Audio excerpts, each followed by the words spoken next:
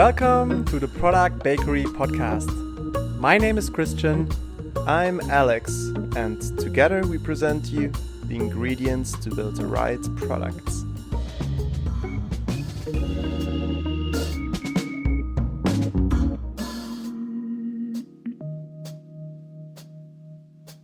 Christian, you won't believe what happened to me yesterday.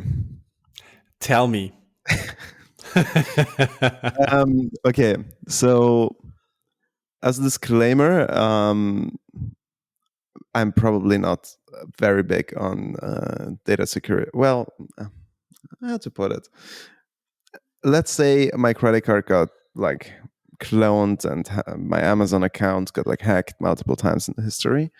I got very good at detecting these cloning devices in ATMs.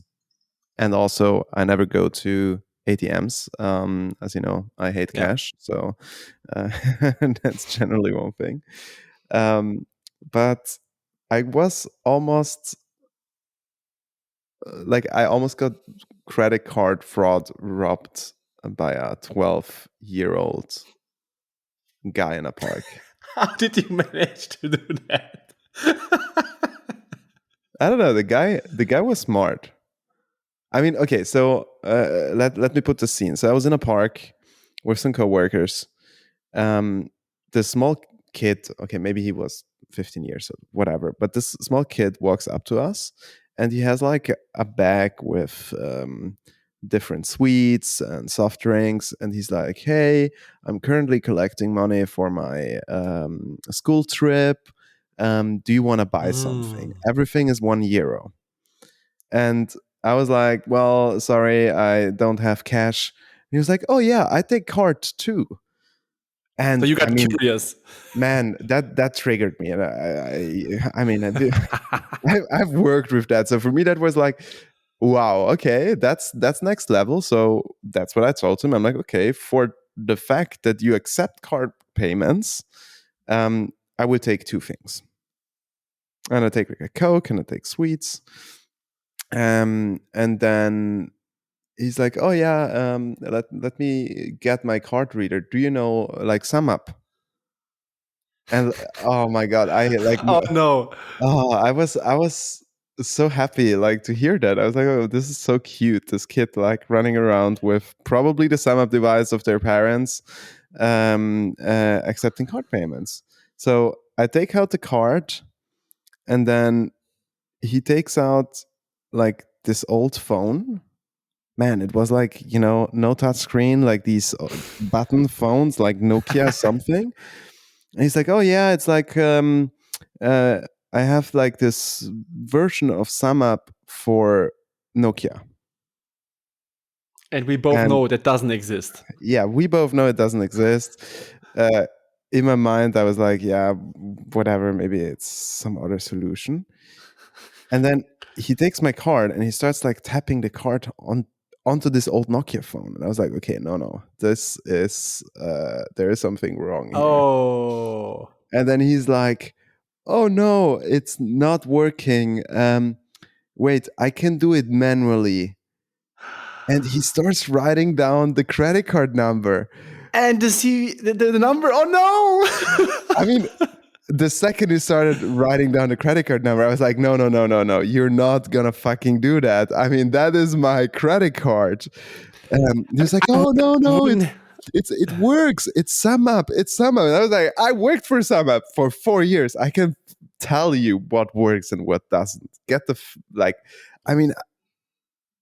how? Damn. But I thought that was so creative. It was definitely smart. But so, I don't know. I can almost see entrepreneur spirit in there. I see criminal spirit in there, but I'm not sure what you're seeing right now.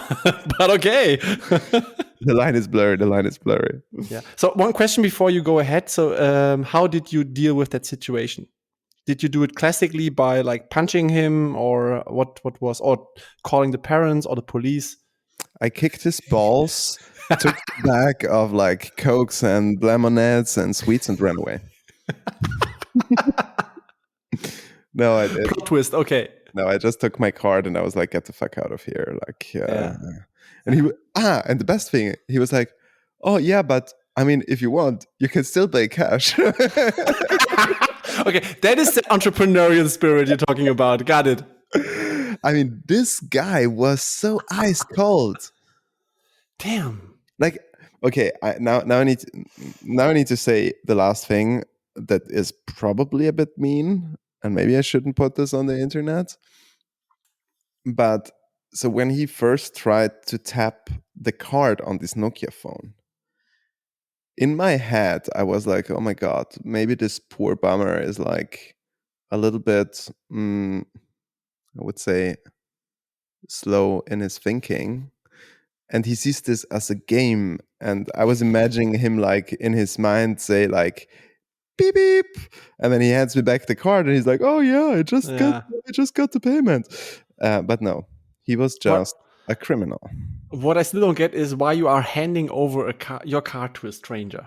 I don't, man, honestly, if I think back, of course that was so stupid. I should have punched him earlier. Actually, he should have punched you for that. But I don't know. I mean, this whole story, because yeah, it's weird. We were even doing like small talk as he was like taking out the phone. I was like, okay, so where are you going with your class? And he was like, oh yeah, we're going to a city in Poland and blah blah blah. And he was like, I did this already once, and I raised like money to buy a computer. And well, I mean, now I get it. I mean, with one single credit card, you can buy a computer. Yeah, sure. I mean, definitely with yours. I mean, come on, credit cards are credit cards. Well, that's a fun story. So, to all our listeners, please be careful. Learn from that story. There is no Nokia for SumUp. There is no Nokia old phone in general that connects to card reader devices. No. And Nokia phones don't have NFC. True that. I mean, you can probably hack that. Yeah. That would have been even worse. Like when he holded the card on it, I was like, okay, maybe he's now skimming the card. Oh yeah, sure. But he wasn't.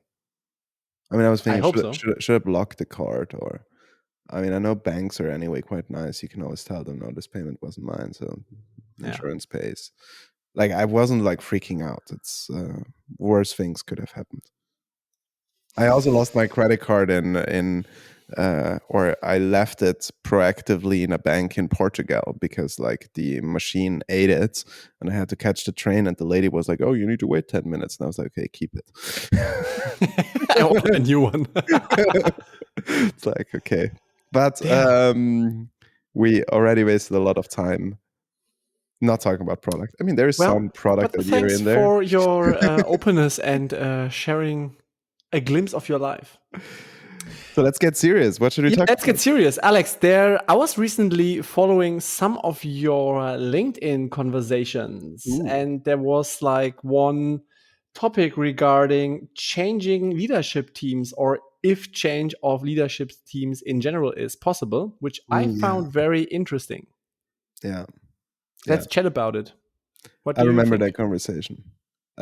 So, I mean, the general post of this person was, and I think he's like coaching PMs, and he was saying, okay, when he talks to PMs, and they like bring up that leadership isn't open for product processes and so on, usually he advises to just take the things and run. And I think like my challenge there, and I think it's actually quite interesting to discuss this, is, I mean, I think to some extent coming to an organization where product is simply not mature, or maybe where you're the first PM or you're the first person to take a PM leadership role, or maybe whoever did product before doesn't have like the maturity and the experience. But like if you come in and you have that experience, like I would challenge and say, okay, it's up to you to try and change leadership and to influence that change. I would hope that that's also the reason why a company hires you. And while, I mean, we all know that that's sometimes not the case, but I think you definitely need to invest some time to at least try to influence the change. Be very proactive about it and make some noise, right? It's not just, oh yeah, leadership doesn't let me do what I want. I just leave. I mean, that sounded a little bit like trying to find something that in many cases doesn't exist. Well, I have to say my mind on that topic changed a lot, also because of what you just have shared right now and also in the past with me. But I would look at it a little bit broader, because the scenario you explained is not only related to product. We can look at this on a much broader level, right? Because whether it's marketing, HR, or whatever, so if you are getting hired as a subject matter expert, right, you are hired for a reason. So, I mean, we could also argue that it's especially important before you start within a company to check how the leadership team works, right? But let's leave that out for now. So, what happens after you have started your job? And I agree with you. First of all, it's important to highlight what is may not working. It's important to suggest new ideas, to try to establish changes. I mean, as a product manager, for example, working with a team, there is a lot of room and space to try out new things in new ways. So that's definitely a good starting point. But the thing I'm also kind of struggle or used to struggle in the past is what is happening once you reach the point where change is not getting accepted or is almost for you impossible. But let's talk about that. When is that point? So exactly, I think that's something we need to look at, and which is also very hard to find, maybe from your own perspective as the person who is confronted with that issue. Is the problem the leadership team, or is the problem you? And I would say generally, or as a general rule that I apply at least to myself, is I blame me. I think that's at least what helps me to then, take a step back, not get like stuck in negativity of like, oh yeah, nothing's possible and nobody's listening. Probably I'm communicating the wrong way. That's why people are not listening. How can I change my communication? Well, from a psychotherapist point of view, I mean, I like a resource-based approach, which means every human being has the resources to solve their problems. If we take a look at this, there are multiple ways how you can solve that issue. You can solve that issue by, for example, changing your communication style, or maybe suggest better changes, improvements, and what else? Or alternatively, realizing that you made a mistake by starting in the company for the company in the first place because the leadership values are not in line with yours. And I'm on purposely saying values because it's usually more than just declining ideas or not wanting to change, right? So there are belief system behind it, ideologies, and much more. So there are multiple ways how you can look at it. But usually once we are faced with the problem that things are not going into the direction we would like to, we start blaming. Yeah. Others. Yeah. To add that, yeah. No, yeah. I think that's right. But so, I mean, if we would have to break it down, right? Okay. The one thing that you mentioned, and I think this is a very good point, is the initial due diligence, right? I mean, I think it's important to look at, okay, what is there, what is the current setup in the organization, how are currently topics being prioritized, and what is the expectation of the organization when they bring you in. And I think this is where interviews need to be this conversation, right? I think a lot of times I see people being quite nervous in interviews. They want to land the job. They try to accept certain, I would say, certain things that are being communicated in the interview process, right? Of like, oh yeah, we usually get our priorities from the CEO, right? And people are, oh, okay, yeah, cool. Sounds like you have a very product centric CEO. Amazing. I want to join this guy. so I think like obviously like taking this chance to like really also dig deeper, and probe more to understand, okay, how is the company doing things and are they willing to change? That is the first step. Yeah. Secondly, like also looking for a culture that is open to change and willing to change, right? Because I think you can also join a company that has zero ideas of the product processes, and that has zero ideas of user experience and research and user-centric approaches and problem versus solution thinking and so on and so forth. But if there is a willingness to change and to listen and to acknowledge that you hire an expert, then that's still a very good starting point, right? Yeah, absolutely. And I think also, I mean, I used to work as an employee. I'm working as a coach, and when I talk to people and when I talk to companies, you hear already within the conversation with the leadership team what's going on, right? If they say, hey, we have just changed our organizational model because the previous one was not working. In product and engineering, we started now establishing new processes. So you hear already out if there is change going on or not, right? Mm-hmm. And sometimes they just say, hey, we need to grow. That's it. And we have this the strict structure of teams, and this team needs 5 people, this team needs 8 people. And then you also hear, okay, maybe I should ask when the last time was where they have established new processes, for example, to figure out if there is an ongoing change on certain levels or not. Yes, but like even without that, I mean, if I think like very early in my career, the roles that I had, like I didn't do a lot of proper due diligence. I didn't know a lot about like their processes. I mean, let's also be honest. There wasn't also so many materials out there to learn of like, okay, what do I need to do in an interview? I was extremely underpaid. But I had a job, right? And I mean, one thing that I always did was I pissed off a lot of people. I never got fired, but I got almost fired in different roles.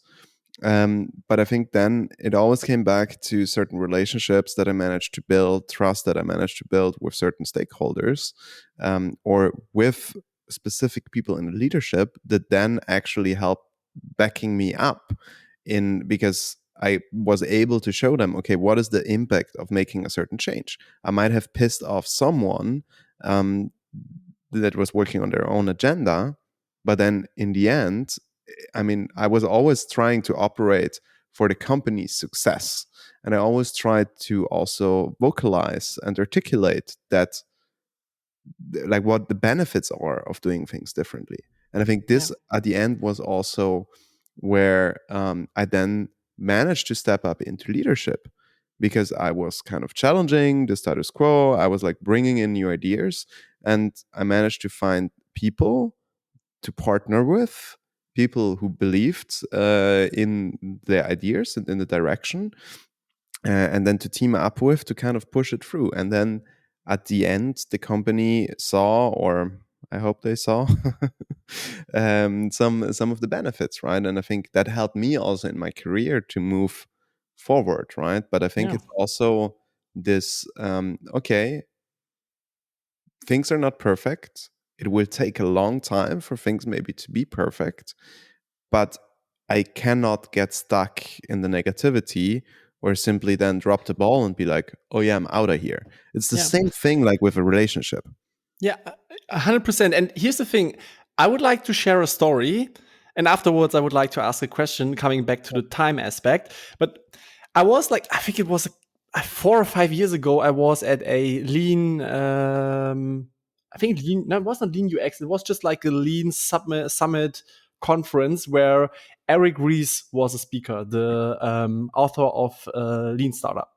In the good old days where we could still meet in person. Exactly. I mean, now we're doing it again, right? Exactly.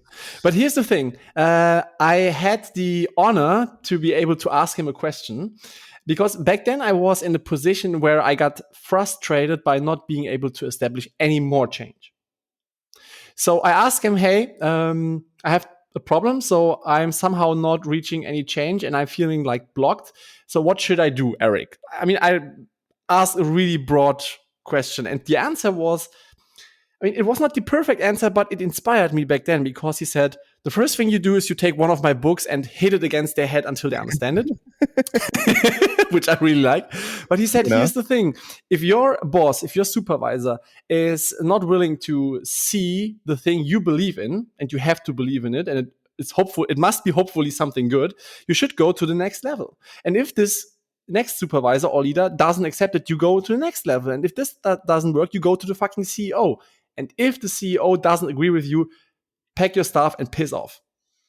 So, and honestly, it's also important when you are in a situation like I used to be. And by the way, I resigned a couple of months later to make a decision. But the question here I want to ask you is, what is the right time frame for that? And I know it's a tough question.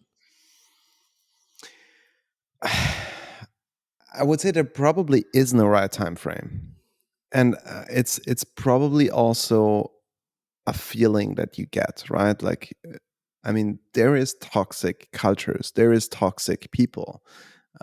We all left certain roles because of toxic people, right? I mean, no surprise.